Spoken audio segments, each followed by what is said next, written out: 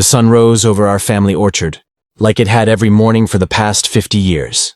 Apples, peaches, and cherries hung heavy on the branches, glistening with dew, their aroma filling the air with memories of laughter, family picnics, and Grandpa's old stories. But today, that serenity shattered the moment we arrived. The HOA, led by Karen, the notorious neighborhood enforcer, had arrived early, laying out tables, chairs, and banners for some pompous community event. Grandpa, normally calm and gentle, stood frozen in disbelief. "They've crossed the line this time," he muttered, his eyes scanning the trees that had been in our family for generations. The HOA didn't ask, didn't knock, and certainly didn't respect the land that had nurtured countless summers of our lives. Instead, Karen strutted around with her clipboard, barking orders, laughing as though the orchard was hers to command. Neighbors peeked from their houses, whispering about the audacity of taking private property for a social gathering. Karen, of course, dismissed them with a condescending wave, treating everyone like her audience. My younger brother, Timmy, wanted to storm in and demand answers, but Grandpa placed a calm hand on his shoulder. "Sometimes patience speaks louder than anger," he said. But behind those calm words, I could see a storm brewing in Grandpa's eyes. As the HOA workers began setting up, we noticed the automatic sprinklers. They were an old system Grandpa had installed decades ago. Robust, mechanical, and entirely under his control. And then a mischievous glint appeared in Grandpa's eye. He didn't pull out his phone, call the authorities, or yell at Karen. No, he smiled like he had a secret weapon, and slowly, deliberately, he walked over to the control panel. "Do you think they'll like a little surprise?" he whispered to us, his finger hovering over the switch. We had no idea what he planned, but we could already hear Karen fussing about the fragile flower arrangements she had just set up. Something told me this was going to be legendary. And just as the HOA coordinator raised her hand to call for attention, the sprinklers came to life. Water arched into the sky, catching sunlight like diamonds, then cascading onto tables, chairs, and perfectly pressed napkins. Karen screamed. The workers scrambled. The banners flapped like wet flags in a storm. And Grandpa? He stood at the edge of the orchard, arms crossed, a satisfied grin across his face. This wasn't just water. This was justice. And it was about to get more unforgettable. The HOA event erupted into total chaos. Tables tipped over, papers flew, and Karen's shrill screams pierced the morning air. Water sprayed in every direction, soaking her perfectly pressed blouse and her meticulously arranged hairdo. Her clipboard, once a symbol of authority, was now a soggy mess in her trembling hands. The workers flailed helplessly, trying to rescue the chairs and tablecloths, slipping and sliding in puddles like characters in a slapstick comedy. Neighbors gathered along the edge of the orchard, some filming the spectacle on their phones, others laughing so hard they could barely breathe. For years they had whispered about Karen's tyranny and the HOA's obsession with control, but nothing had ever been done until now. The sight of Karen, drenched and flustered, facing Grandpa's serene grin, was something the neighborhood would never forget. Grandpa didn't move from his perch at the orchard's edge. He just watched, arms crossed, as water cascaded over flowers, banners, and tables. "It's amazing what a little patience and a few sprinklers can do," he murmured, half to himself, half to us. We were starting to understand why he'd been so calm before. He had a plan, and it wasn't just about embarrassing Karen. Karen stomped toward the control panel, her heels sinking into the mud. "Turn that off, now! This is private property!" she shouted.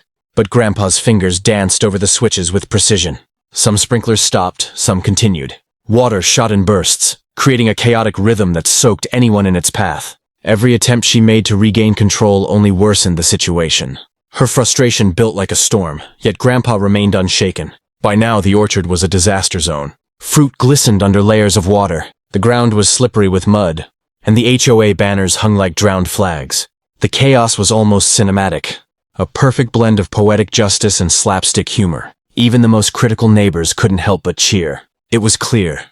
Grandpa had not only defended our orchard, but he had also made a statement. And then, as Karen tried to salvage what remained of her event, Grandpa did something subtle but brilliant. He pressed another switch, activating a timed sequence that targeted only the new flower arrangements, sprinkling them like a fountain while leaving the orchard paths mostly dry. It was precise, controlled, and completely humiliating. Karen's face went red, then purple. The HOA workers gave up entirely, leaving tables and chairs abandoned, soggy papers fluttering like confetti in the wind. Grandpa finally turned off the last sprinkler. The orchard, while soaked, remained unharmed, and Karen had learned a lesson in humility she would never forget. But the story didn't end there. Karen's defeat was only the beginning.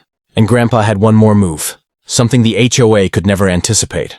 After the water storm subsided, the HOA members stood dripping and humiliated, muttering among themselves. Karen, still fuming, wiped her soaked face with a napkin, glaring at Grandpa as though he had personally betrayed her family. But Grandpa remained calm, leaning casually against the fence, surveying the chaos with a subtle smile. This wasn't over, not by a long shot. Grandpa had one final plan. He knew Karen and the HOA were obsessed with appearances and control, so he decided to target their pride, their carefully curated, Instagram-perfect event. Hidden among the orchard's trees were small water jets, cleverly disguised within the flower beds and fruit trees, connected to a secondary automatic system Grandpa had rigged weeks ago. It was precise, silent, and triggered remotely. Only he knew the exact timing. Karen started barking orders, insisting that everyone clean up, reset the tables, and salvage what they could. But every time someone moved a table or tried to rehang a banner, a hidden sprinkler shot a sudden arc of water, drenching their efforts. Panic spread like wildfire. Chairs tipped again, tablecloths were soaked, and the banners flapped wildly in the wind. Each splash seemed perfectly timed, as if the orchard itself were mocking them. Neighbors, who had been watching from the sidelines, erupted into laughter. Some recorded the unfolding disaster while others cheered, recognizing Grandpa's genius. Karen's face turned a shade of red that would make a fire truck jealous. Her perfect image, her authority, her carefully planned event, it was crumbling before her eyes, and there was nothing she could do.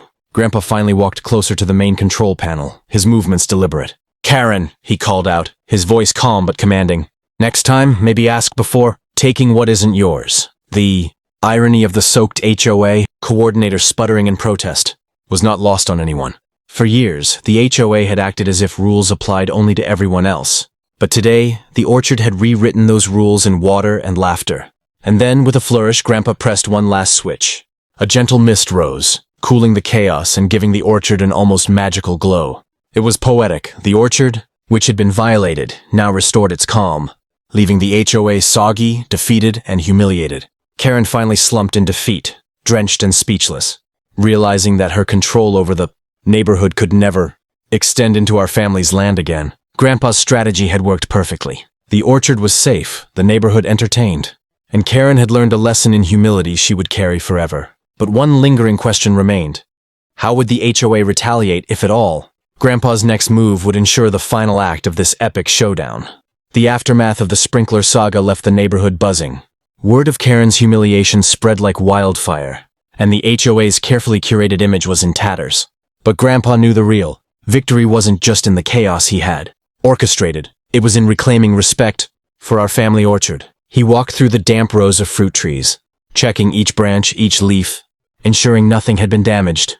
The orchard was intact, thriving, and more alive than ever, almost as if it had absorbed the energy of the morning's events. Neighbors, emboldened by what they had witnessed, started stopping by, congratulating Grandpa and the family on defending our land. Some offered to help clean up. Others simply laughed at the memory of Karen slipping on the wet grass. Even the younger kids were inspired, asking Grandpa to tell the story over and over. The orchard had become more than just property. It had become a symbol of resistance, ingenuity, and pride. Karen, of course, was a different story. She retreated to the clubhouse, dripping wet, her carefully curated demeanor completely destroyed. Behind closed doors, she was furious, but she also knew she had underestimated the family she had tried to intimidate. The HOA tried to salvage the event, but the magic was gone. Tables and banners were ruined, volunteers demoralized, and the once pristine lawns now bore the unmistakable signs of sprinkler warfare. Grandpa, sitting on the porch with a warm cup of tea, finally allowed himself to relax. He chuckled, recounting the events to us, each retelling more dramatic than the last. "You see," he said with a twinkle in his eye, "sometimes you don't need lawyers or complaints. You just need patience, preparation, and a little creativity." And indeed, that creativity had turned a potential disaster into a legendary tale. By nightfall, the orchard glimmered under the setting sun, droplets of water clinging to leaves like tiny crystals. The morning's chaos had become the day's legend. Karen and the HOA learned, in no uncertain terms, that our family's land was off limits, and that arrogance would always meet resistance when faced with wisdom and planning. The lesson for everyone was clear: respect others, and especially their property, or face consequences that are as ingenious as they are unforgettable. Grandpa had not only protected the orchard, he had elevated it into a beacon of pride, memory, and community laughter. And as we all stood together, Watching the sunset over the orchard, there was a sense of triumph, so sweet it could rival the juiciest apple on the tallest tree. The HOA's reign of arrogance was over, at least in this orchard, and we knew for generations to come, our family's legacy and Grandpa's cunning would be remembered. Every time those sprinklers danced in the morning light. If you loved Grandpa's epic revenge, hit that subscribe button, smash the like, and drop a comment telling us what you would have done in his place.